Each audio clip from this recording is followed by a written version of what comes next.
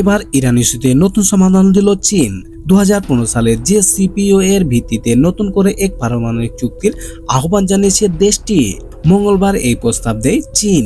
Iran ও যুক্তরাষ্ট্রের মধ্যে 2015 সালে স্বাক্ষরিত ঐতিহাসিক যৌথ সম্মিলিত কর্মপরিকল্পনা বা জেসিপিও এর ভিত্তিতে গড়ে উঠবে নতুন চুক্তি।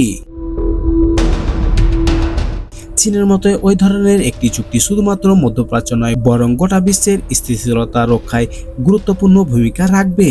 তেহরানে নিযুক্ত ইরানের রাষ্ট্রদূত পম্পেও বলেন, চীন সবসময় বিশ্বাস করে যে ইরানের পারমাণবিক ইস্যু এমন একটি বিষয় যার সমাধান রাজনৈতিক কূটনৈতিক উপায়ে হওয়া উচিত। আলোচনা টেবিলে একমাত্র পথ যেখানে পারস্পরিক বোঝাপড়ার মাধ্যমে টেকসই সমাধান সম্ভব।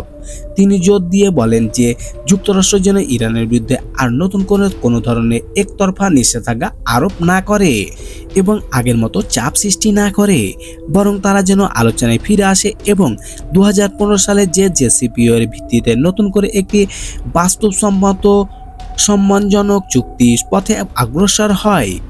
চীনের এই বক্তব্য এমন এক সময় এসেছে যেখানে ওমানের মাটিতে ইরান ও যুক্তরাষ্ট্রের মধ্যে দ্বিতীয় দফার পারমাণবিক আলোচনা চলছে।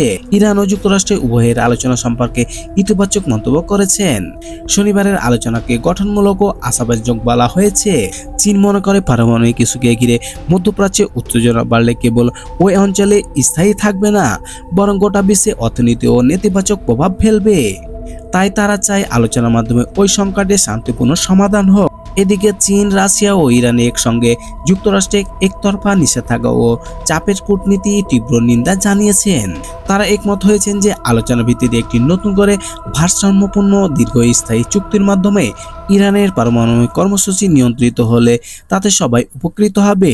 বিশ্লেষকরা বলছে, চীনের রাষ্ট্রদূত পম্পেওর বক্তব্যের একথা সুস্পষ্ট যে বেইজিং সামরিক হুমকি বা নিষেধাজ্ঞা চাচ্ছে না, বরং তারা সংলাপ ও পারস্পরিক সম্মানের মাধ্যমে ইরান যুক্তরাষ্ট্রের সম্পর্কের উত্তেজনা নিরসনের জোর দিচ্ছে। বিশেষজ্ঞরা বলছেন, ওই প্রস্তাব যদি বাস্তবায়িত হয় তবে এটি হতে পারে পরমাণু অস্ত্র বিস্তারোধে এক নতুন যুগের সূচনা, যেখানে কূটনীতি আলোচনার ভিত্তিতে শান্তি প্রতিষ্ঠা করা হবে এবং ক্ষমতা প্রদর্শন নয় বরং বোঝাপড়াই হবে আন্তর্জাতিক সম্পর্কের চালিকা শক্তি।